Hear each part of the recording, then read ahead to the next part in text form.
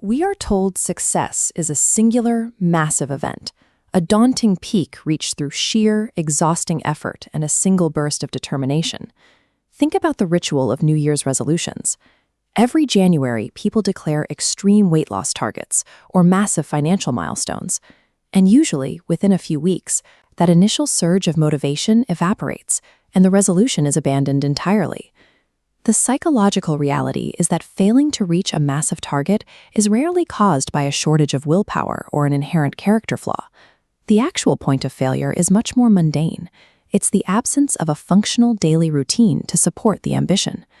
To understand this, we have to look at this comparison. A goal is simply the static destination pin on a map. A system is the actual engine and the turning gears that actively move you toward it. Consider survivorship bias in any major competition. The gold medalist and all the losers share the exact same goal. Since that destination pin is identical for everyone on the field, the goal itself cannot be the variable that produces the victory. If the target doesn't dictate the outcome, the only thing left is the process. The quality, precision, and consistency of your daily routine is the single factor determining whether you win or lose. In the mid-20th century, a management consultant named Masaki Imai helped popularize a Japanese business philosophy called Kaizen. Translated, it simply means continuous, incremental improvement. Rather than attempting to overhaul massive operations overnight, factory workers engineered microscopic efficiencies on the assembly line.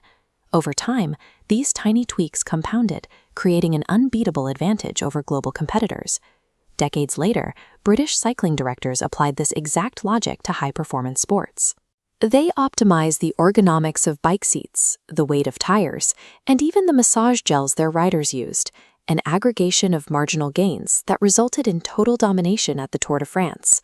Author James Clear adapted this industrial and athletic framework for personal development, defining it as the 1% rule. This chart visualizes the compounding math behind that exact rule. If you get 1% better every day, the formula, 1.01 to the power of 365, leaves you nearly 38 times better after a year. Conversely, getting 1% worse each day compounds downward until your baseline approaches zero. Your daily habits operate exactly like compound interest. Because the daily increments are so incredibly small, the progress, or the decline, is entirely invisible in the short term. To achieve actual transformation, you have to survive the early phases, where the compounding math is actively working beneath the surface, but the physical results are not yet visible. Author and entrepreneur Jim Rohn observed that human progress is governed by a strict law of exchange. You cannot get something without giving something up. Every day, you possess and trade 3 distinct personal currencies: your time, your money, and your emotional attention. Most people operate by either hoarding these resources or passively wasting them. High achievers treat them as capital, actively investing their hours, dollars, and focus directly into the mechanics of their daily systems. Emotional capital is particularly volatile and easily depleted.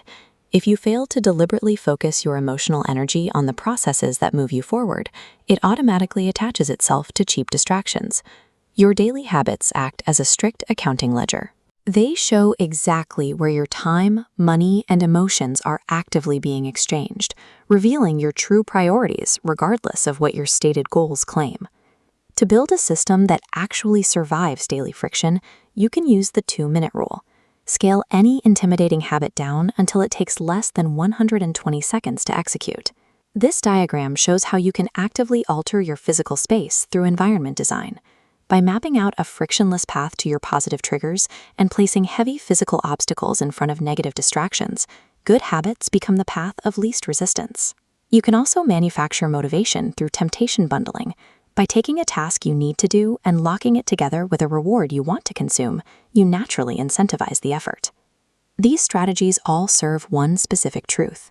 In the hierarchy of human behavior, relentless, mundane consistency will always defeat short bursts of extreme intensity.